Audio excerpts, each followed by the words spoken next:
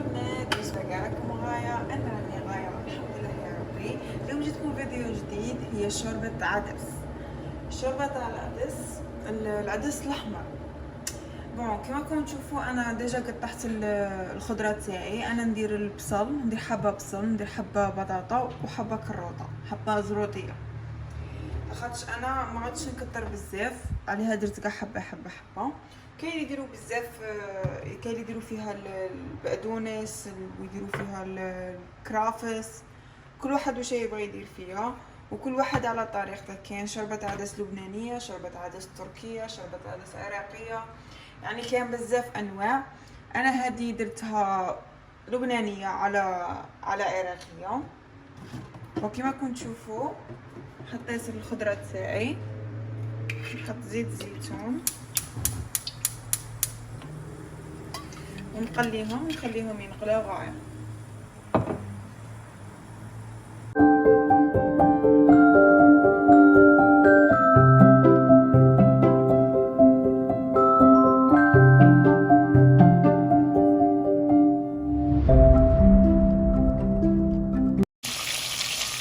بعد ما نخلي كاع الخضرة تاعي غاية، لازم باش تطلق لهم البنة نكونو غاسلين حنايا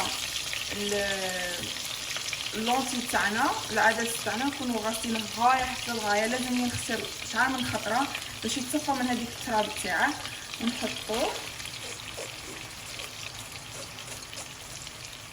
يعني حسب افراد العائله شحال يكونوا عندك صديقوا. انا ندير هنايا كاس. والخضره تقطعيها عشوائيا، ماشي لازم ترابيها ولا غادي كاع نطحنوها بالميكسر. تكونوا منقصين للنار كي تحطوا العدس تاعكم، تكونوا منقصين للنار، تكونوا محميين الماء باش تسقوا بالماء حامي. بالنسبه لليزيبيس انا ندير فيها جنزبيل، جينجر، ندير شويه جينجر، ندير شويه كركم،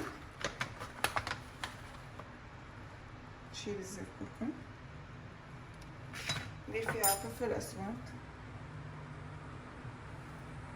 وندير فيها كمون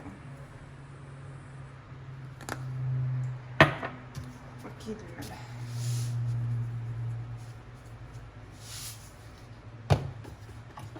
ومن بعد نسقو بالماء حامي. لازم حتى الخضره تاعنا تدرك. فوالا نخلطو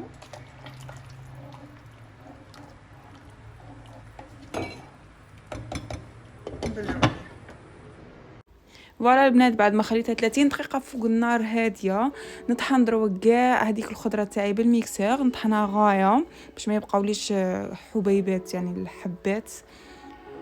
وحطيت معاها فوقها شويه نعناع يابس باش تجي بنينه. جربوها ورجعوا لي الخبر بصحتكم.